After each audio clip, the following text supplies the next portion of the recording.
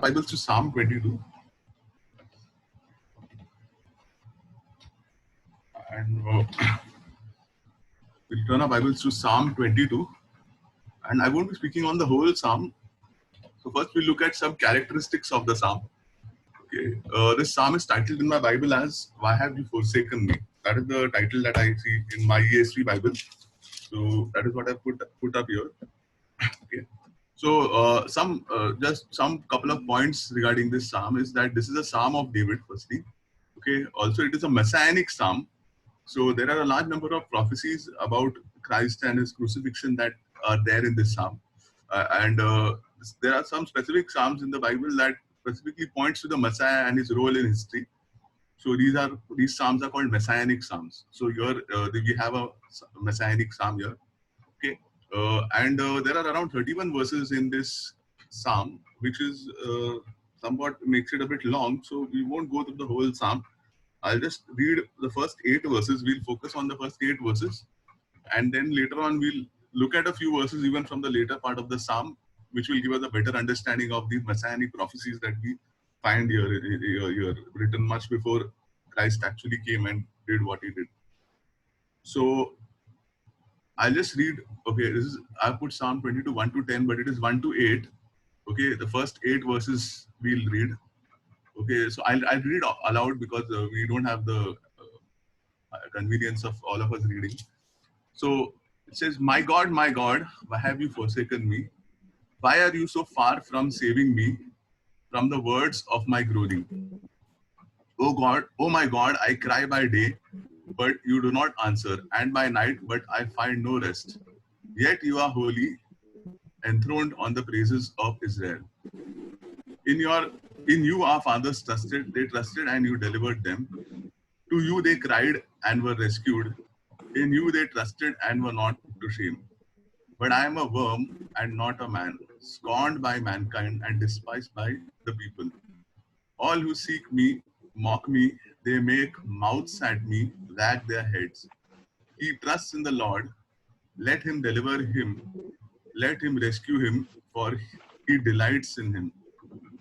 Okay, so here we have a psalm, and there are some certain verses in this psalm that seem quite familiar even as we read it. Okay, so this is a very beautiful psalm which is talking about David and his sufferings. As usual, there are many psalms that talk about David and his sufferings, but here this psalm, along with talking about David, it is also projecting to Jesus, and it is very specifically and very vividly mentioning images of the cross and things that Christ went through. So we look at this in a comparative way. As we are studying these 8 verses, we look at this in a comparative way. We look at David on one side, and we look at Jesus on the other side. And we'll then, as we do that, we'll study this psalm. Okay. So David and Jesus both were like sons of God, you can say. Jesus was the son, and David was a son. So the difference between, when I'm using a different article like the son, refers to the uniqueness of Christ and his unique role as the son of God. He was God himself, and he's the heir to the kingdom. He's the king. And David was, we are also sons of God, but David again had a specific role. When you say sons of God, like we are like children of God, adopted children. But David had a very specific role as a prophet and as a king, and he was also a type of Christ. Okay, meaning that in his life there were certain images of Christ that God revealed. Like we see even Moses, who is a type of Christ. Moses going to Egypt, Moses coming out of Egypt, and Christ also coming out of Egypt. This thing is called Christian typology. So you can read up on that if you're interested. But let's start.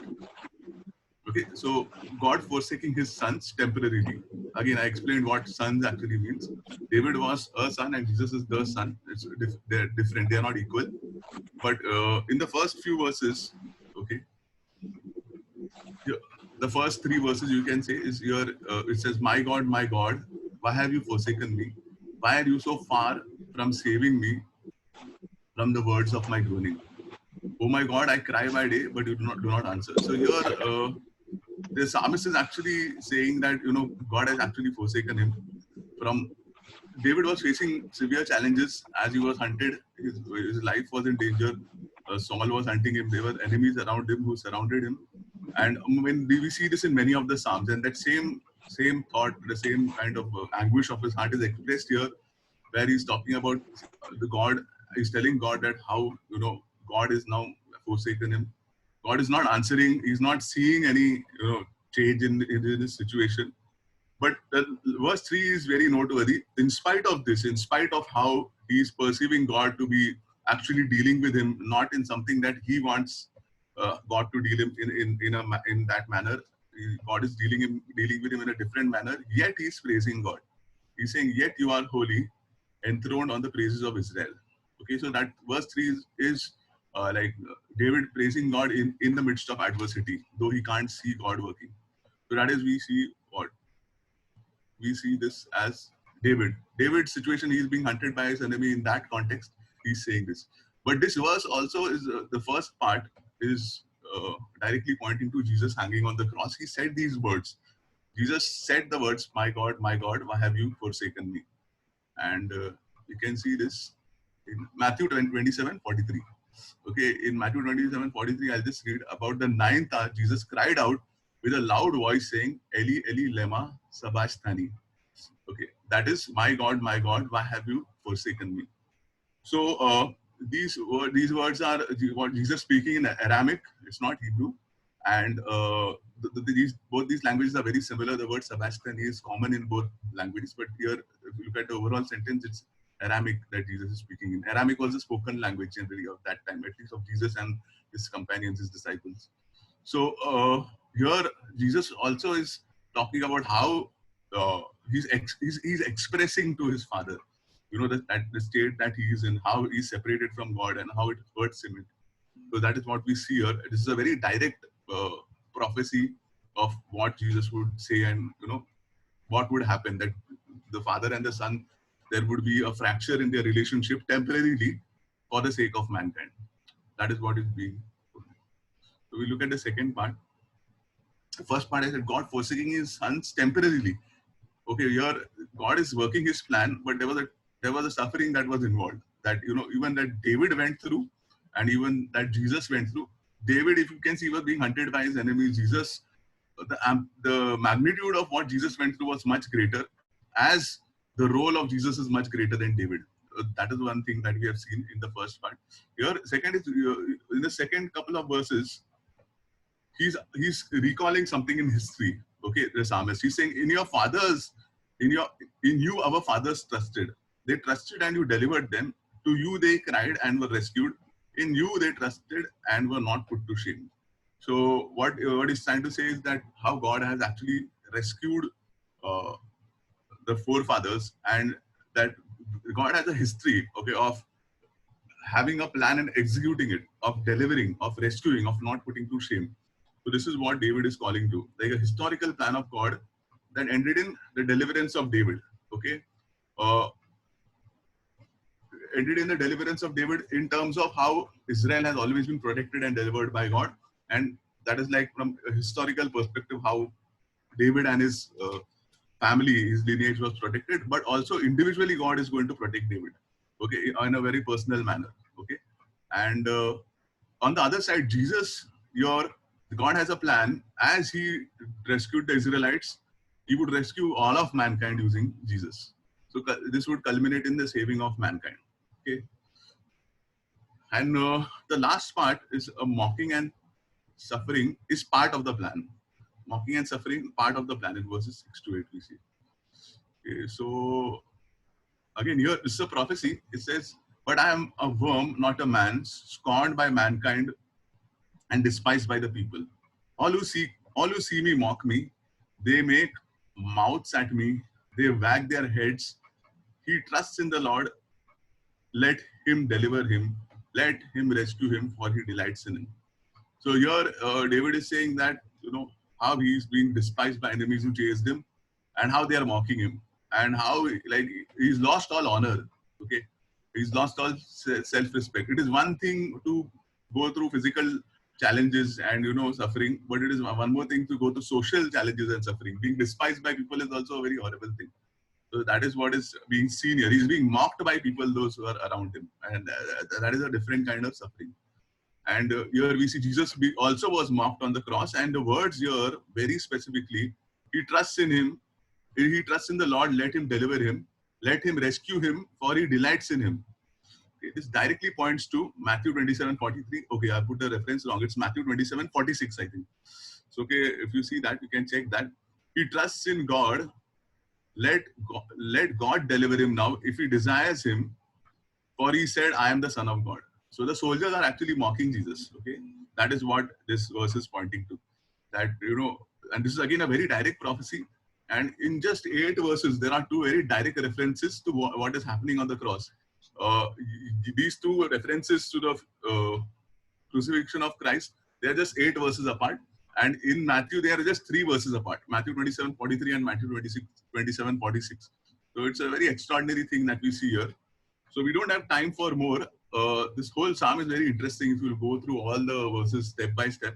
But I'll just rush through and give you an overview of some of the prophecies that we see ahead. Okay, the breaking of Jesus' body in verses 14, it says, "I am poured out like water, and all my bones are out of joint." Okay, so bone dislocation, bones get dislocated when you are crucified. The way you're stretched and you're put on the cross, some people say up to 6 inches apart your arms can extend because the bones get dislocated. That is one of the torturous things of crucifixion. My heart is like wax, it's melted within my breast. So in John 19:34, we see, how when the soldiers pierced, Jesus said, out of that came blood and water. So I put out, there's a hemopericardium is a medical condition that happens when plasma and blood mix. So that is very that very possibly happened to Jesus. Then we see in verse 16, piercing of Jesus' hands and feet. Okay, it says, they have pierced my hands and feet. That is the words that are used in this psalm. Either cross references John 20:25. You can read that later, where very clearly it says that Jesus had these marks of the nails on his hands, was pierced. Jesus' garments were divided. In verse 18, they divide my garments among them, and for my clothing they cast lots. So here again, when they crucified him, they divided his garments. In Matthew 27:35, we say, and when they had crucified him, they divided his garments among them by casting lots. These are so direct, in just one psalm, there are so many strong, direct predictions of what is going to happen, to Jesus. And this is very extraordinary. This is a very extraordinary psalm. Okay, and then in the last part, the second part of the psalm is where the psalmist actually praises God, and he describes who God is and how God is kind and delivers.